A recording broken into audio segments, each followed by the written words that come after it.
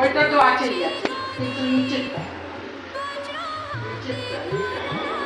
ও সব ডয়ার মানে টানা চাই, সব টানা করে।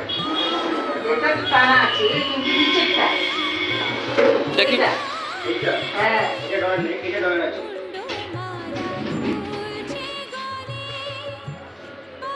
আবার ঢুকিয়ে দাও।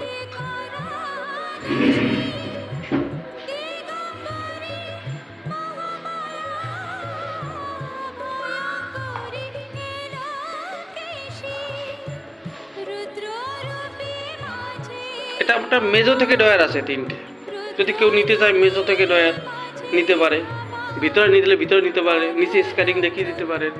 এই উপরে আপনার বেশি ফাঁকা রেখেছে এই কারণে যে আপনার বড় লাগেজগুলো ঢোকানো যাবে। ওখানে একটা সেল প্রয়োজন পড়লে আপনি পরেও সেল দিয়ে নিতে পারবেন। না উপরে তো কি আছে, একটি বাক্স টাক্স থাকলে রাখা যায়। হ্যাঁ,